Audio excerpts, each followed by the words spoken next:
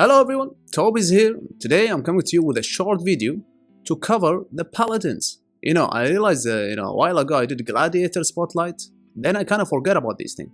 So, since not much happening in the game right now, we're all waiting for the big patch to change all, for me, I'm super hyped and excited about the spears because spears is my favorite unit. They're buffing the spears, they're nerfing the mechs, they're changing so many things, they're bringing like hero... What is it? Like hero talent trees or something? I don't know. It's gonna be fun. So meanwhile, nothing happening in the game. So I'm gonna cover the Paladins. We have only 3 Paladins. Only 3 Paladins? You know what would be nice if they like kind of add like a Lich Paladin, like a corrupted Crusader kind of thing, like a nemesis of Tiadrin. That would be fun. But hey, for now, let's jump into these 3 Paladins and go into them into details. So we got the Lost Warrior Virion. Virion, arguably one of the best tanks. He even excelled better than some gladiators. So, if you're not humans, he still can run as a tank. But if you are a human, it's even much more important. So we're gonna, look into his stuff. For early level gears, maybe you can run something like this, if you're humans. Not much, the good thing about his abilities, let's say why he is one of the best tanks. Because of this light safeguard, alright? Safeguard says what? When Virion drops below 50%, he put a bubble around himself, reducing all damage 95% for 26 seconds. Why this one is, for example, better than Gavgar? Because Gavgar has like 95 reduced damage for the first 20 seconds, so this one more duration, and also when his health drop, not at the beginning. So you're not just like the first 20 seconds you're a tank and then you're useless. This one, if he gets focused, then he popped the bubble basically. That's why it's really good. Also, he has self-heal, the Lionheart. Sadly, I'm running human. By the way, I'm back to humans. I will show you. I'm not enjoying dwarf at all. Even though it's better, easier for the dual tower, I'm not enjoying it. It's not my kind of cup of tea. It's not my cup of tea. So I switched back to humans. Yeah, I was winning a lot in dwarf, but it's not my style. But hey. So sadly, because I'm humans, I need all the other skills. That's why I cannot put points on this one. This one is really good for self-heal. So if you are not dwarf, for example, not human, you can run something like this. Alright, this one is forget about it. So just to buff your snipers or Rakans or whatever humanoid, and you get the self-heal and the safeguard. The self-heal, look how much it heals for 9,000. It's not bad, every time he slash with his sword, he heal himself. So let's go back to as if I'm human, alright? You don't want to do the summon swords. The summon swords is good for the abyss, alright? Back in days, abyss and even void. Like some stages with the void, like 3 heroes or something, you can, especially for humans, you get summon swords, it's good. This one is not important in the late game PvP, you don't use this one. But all in all, for PvE, player versus environment, you get to use this one. And we talked about the self-heal, damage and self-heal is not bad, 25% chance. And sword mastery, obviously sword mastery to buff the swords if you are humans. Let's see, it says what? All friendly light infantry, which is swordsmen, have their damage and health increase by 46. 46 is a lot. Furthermore, their morale decay. This one is for the silver troops. Alright. Silver? Was it silver? Even silver immune morale. Maybe bronze, I don't know. Duration of their morale boost is increased by 2%. Okay, so increase the duration of the morale by 2 seconds. It's not bad. This one is good, Crusader Shield. So when the units get morale boost, let's say even if you're snipers, like shoot a hero, because snipers they are specialize in killing heroes, annoying snipers. So Chinese calls them musketeers. So when they shoot a hero like Bane, Pool Bane or something, they get morale boost. If you're running Virion, they also get what? Whenever friendly troop get a morale boost, they take 40% reduced damage. I'm assuming if by level 10 it would be 50%, so it's not bad. And then of course we got the special Crusader Resurrection. Virion offers up a prayer, immediately reviving up to 30 friendly light infantry. So this one when you use the ability. However, if you're not using it, see, that's the reason I'm maxing it 6 out of 5, because even if you're not using it, every 20 seconds, Virion revives up to 6 friendly light infantry. Units that have fled from the battlefield cannot be revived. It doesn't matter, this one for bronze. Alright, so, you know, putting it 6 out of 5 gives you 6 friendly light infantry. So, every 20 seconds, he pop like 6 swordsmen. It's nice. So, yeah, you know, no doubt about it, Virion is one of the best tanks. He runs in almost every race. Even if you're Lich, you can use like Virion just as a tank. He's a good one. I'm putting what? Tiny Mighty and this one. I'm running Virion kinda as a support here, but all in all, he's excellent. Let's jump into the second Paladin. Before we do that, for a hero mastery, there's not much to put for him. Maybe, you know, just like a defensive one. Maybe, let's say, what did I put on him? Put on him this one. Gives him like health and evasion. You know, nothing special. You can choose anything defensive for him, but nothing like a must. Like, for example, you know, you got Rufio and other heroes like Avril and all. They got specific hero mastery for them. And let's jump into Tiadrin. So Tiadrin, you know, she's okay. She's okay. She's not bad. But mainly if you are facing Lich, you gotta use Tiadrin. I will show you why. So for the builds, you get to use, you know, something like this. If you are early level, something like this is not bad, you know. Let's see her abilities. All right. This one, I don't think anyone ever used it. I've never seen this one, so I wouldn't worry about this ability. Tiadrin plays 3. Do I have any?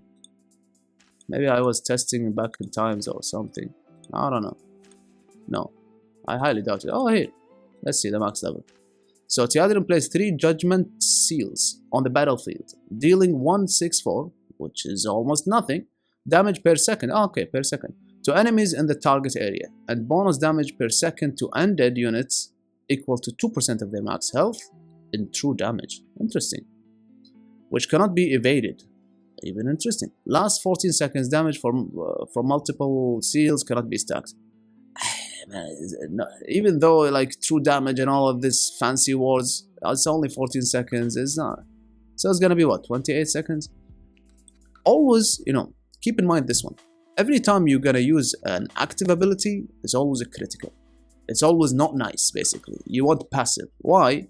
Because when you run into PvP, you know, many abilities, you have a rotation. You have abilities that you prioritize. And by the time you reach a point where you're gonna use this ability, maybe this hero is already dead, you know. That's why I don't like active abilities. You know, I prefer non-active abilities, but hey. So we got Sacred Shield, one of the good ones. Max this one.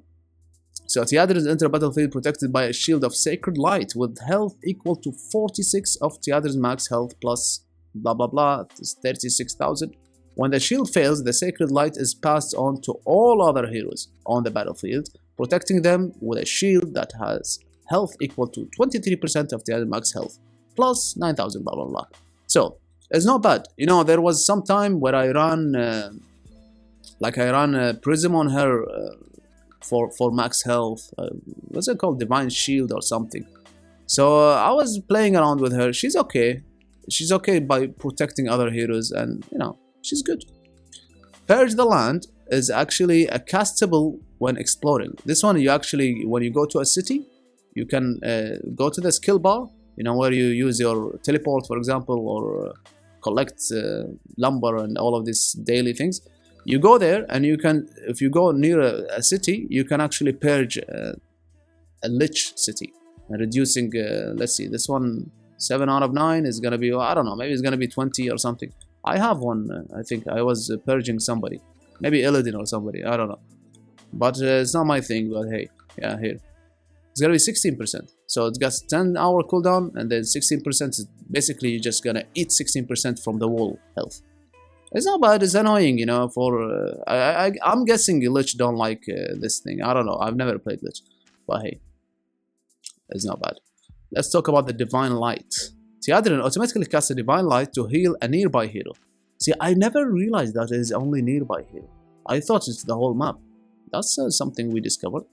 At least I discovered. Alright, with low health, healing for 19% of Tiadrin max health plus, I don't know why they do this, like, anyway, each time, and also healing Tiadrin for half of that total. Oh, so she healed herself as well. I didn't know that. Okay. Tiadrin cannot cast Divine Light on herself. Yeah, okay. Obviously. So, did they say how many times, or? Heal with low health. Is that it? So, everyone with low health, or what? They don't mention the cooldown, they don't mention... See, that's the thing about Lilith. Some things they don't mention, but hey, that's keeping the game mystery.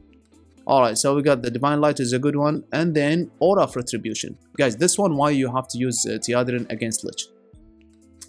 Deals 90 damage per second. 90 damage is not much, but hey, to enemy units with bonus damage to undead units, alright? Also, increase this one. This one is the important part. Also increase hit rate and evade chance for friendly units when they are attacking undead units, aka the stalkers and warlocks units, to a degree that scales with the enemy unit level even, you know, for all these warlocks that they're going level 19 or something, they're above their cap. The damage of the aura attribution is increased by 20% every 10 seconds. It doesn't say how long, so every 10 seconds, what if like 120? That's 12. 12 multiplied by 20 is gonna be what? So 240 extra damage. So maybe this 90 multiplied by 240 is gonna be something, I don't know, maybe. But all in all, it's all about this evade and what is it? Evade and friendly units when they're also hit rate. Hit rate and evade. This makes a big difference, guys. Trust me on this one. So if you face Lich, even if your main formation doesn't have Tiadrin, that's why you see I put like, I don't have her in my main formation, but I put her with something at least useful. So if I face Lich, I swap her, have a change of formation, swap her just to include her. So yeah. What else we have? Is that all? Yeah. Oh yeah, what about the ability, the ultimate? You know, the ultimate, you can actually run it. You know, if you like remove this Purge Land or whatever, put Sacred Shield, Divine Shield, and put some points on this one. Because why? It reduced the... See, it has weakened arm. Let's read it. Tiadrin sacrificed 20% of her remaining health to summon a massive sword that smashes into the ground, dealing 800 damage to enemy units in the area, blah blah blah, and impart weakened armor into them, increasing the damage they take by 20% for 10 seconds. Deal extra damage to undead. So it's not bad, you know, if you're pushing and she's going crazy in the front, just she smash her sword. I've seen some dwarf player use this one. And I've tried using it a while ago, but it's very difficult because it all depends on where she is. And you know, in the battlefield, sometimes the fight's happening, you don't get to see where the hero. And even if she reach a point, you know, what if she's like standing in a point that's not important or not where you're pushing? It's very situational. I don't like that. So, but yeah, Tiadrin all in all, she's okay. The last paladin. Alright, Lonella. Lonella, she's... oh, by the way, Hero Mastery, nothing on Tiadrin. I've never seen anybody put any Hero Mastery on Tiadrin, including myself. Well, hey, we have the Holiday Helper, Lonella the Paladin. Alright. So, I run her like this because she's supporting my archers. I'm back to humans, as I mentioned. You could run something like this, you know. Trinkets are supportive trinkets. Nothing special. But yeah, let's read her abilities.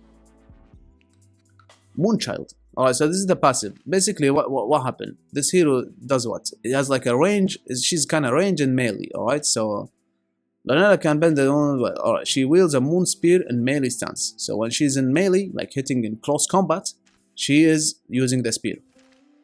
And she used the glaive as she phases into range stance. So that's the thing I like about Lonella. Why she is important as a support, as you can see here. Even the Hero Master, I put the healing one on her. Why? Because this is the thing I like about her. When she gets hit, when her health reduced to like I think 50 or something %, she jumps back. That's what I like about her. This one you can activate it yourself. Lonella shift her stance. You can activate it yourself. And she also gained evasion and its duration is prolonged, blah blah blah. I personally never use this one. I've seen some people use it, you know, to stall, kind of if the game is about to time out. I personally don't like it, and I don't have time to jump back and forth with Lonella. You know, I prefer to focus on other abilities. But, you know, you could try it, check it out, to jump from stance to another. But sometimes, you know, she put herself in danger. Like, she's back, and then you press this one, she jump in them in the in the middle of the enemy archer or something, and she dies. So I don't like it. Alright, let's talk about the Luna. What's wrong, Roxy? Alright, so Luna Blessing says what? The reason I put 5 points here, I'm just gonna give you the shortcut, it's because of the health recovery, alright? That's the only reason, but let's read it. On Lanella's attack, the goddess blesses with 35% chance to summon the deer. You know the sylph deers? By the way, talking about sylphs, I switched sylph, you know, before I switched back to human, because I wasn't enjoying dwarf at all. Say hi. Alright. So I switched sylph, and guys, the race is rubbish. You know, my trees were like 75 million HP, but they're so weak. Sylph is so weak right now. Hopefully after the patch, maybe they get stronger or something. I don't know. But hey, let's continue reading. So she summoned the deer, and then the deer does what? Assist in the battle for 20 seconds and gain a moonlight barrier with blah blah blah health. When the barrier visits, there is an explosion, or the damage enemy for 60% of the original health. Guys, this one is not gonna do damage. Maybe early level, I don't know. But late game, this is almost nothing. So the only points I'm putting here, because the goddess blesses her with 3% health recovery per second. That's all. And if you put some points, it's gonna increase even more. But as I mentioned, I have prioritized other abilities. Let's read them. This one I like, Crescent Moon. Why? Every so often Lonella releases a crescent burst of moonlight that deals, doesn't matter the damage, to enemy caught in the path, reducing their damage and attack speed by 45. Guys, this is good. Forget about the even the attack speed, forget about it. The damage. Reduce the enemy damage 45%. After she phases into range stance, she bears the moonlight is released in a beam. Alright. It doesn't say for how long. Why Lilith don't explain everything? So reducing their damage and attack for how long? God knows, maybe 1 second. We don't know, but hey, I will take it. Even if 1 second, I will take it. But as I mentioned, we don't know how long. Every so often. Also, every so often. Every how, what? 2 seconds, 3 seconds, 5 seconds? We don't know. So, but nonetheless, it's good. Also, there is a weapon to increase this one for 10. There is one weapon, this one. But this one late in the void, I don't know, maybe. But hey, if you equip it, it's gonna be 50%, I think. Is it 50? Yeah, 50%. Not bad. Alright, Starfall. I'm maxing this one because of the healing. That's all. Even though the healing is nothing, but I take every single healing. I like every healing. You know. Every so often, Lonella calls down a shower of 6 shooting stars into the battlefield. Alright, so each star deals damage, and when Lonella glaive, which is when she's back, you know, when she jumps to the range, that's when she does the healing. And health and the number of shooting stars is doubled. Okay, so 12 healing that much, it's not bad. And then what do we got? We got the Lunar Wrath. This one is actually comes clutch sometimes. This one, let's read it. Alright, every so often, alright. Damaging nearby enemy for 6,000 and stunning them for 2.5. Not bad. Stunning is not bad. But as you can see here, the stun doesn't change. The duration doesn't change. It's only the damage, which doesn't matter. So 5 levels is okay. When in range stance, she throws the moon glaive into the sky. Hangs and spinning for 5 seconds, raining down a cascade of moonlight missiles that damage enemies for 5 of their health plus bonus 18. Seriously? What is bonus 18? I mean, I don't know, but hey, the idea is that keeps them stunned for throughout the duration. Doesn't mention here, by the way, into the sky where it hangs, spinning. It doesn't mention that it stuns them. It stuns the hero during that duration. I want to increase that duration, but I don't think it's worth it that much. I prefer the other abilities, but hey, it's not bad. And then we got the ability, the ultimate.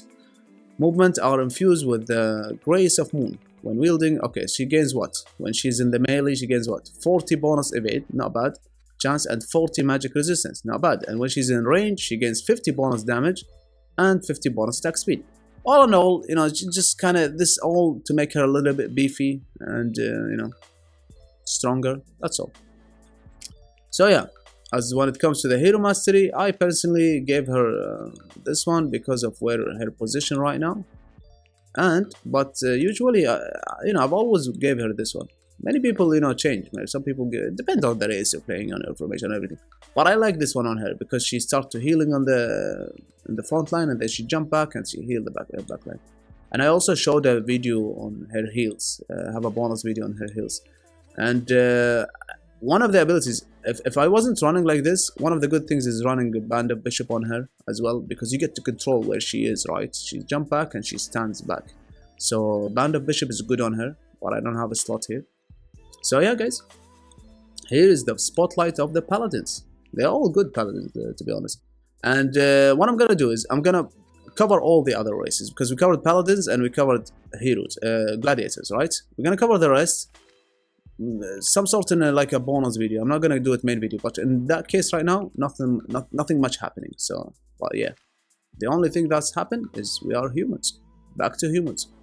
Yeah, maybe we're not gonna make it top 100 this season, but hey, we're here, you know. I'm super hyped to try the speeds. As you can see here, I'm preparing the speeds from now. But yeah, guys, I forgot to mention, right, hashtag giveaway with your game ID to participate in the incoming Toby Nation wheel. You know, this last week we actually draw 6 codes. I got a extra code bonus from the Lilith, gave me 6 code this time last week. So maybe they give me bonus this week. I don't know. So yeah, right, hashtag giveaway with your game ID to participate in the incoming wheel, and hopefully you win. And guys, until next time, take it easy. See ya.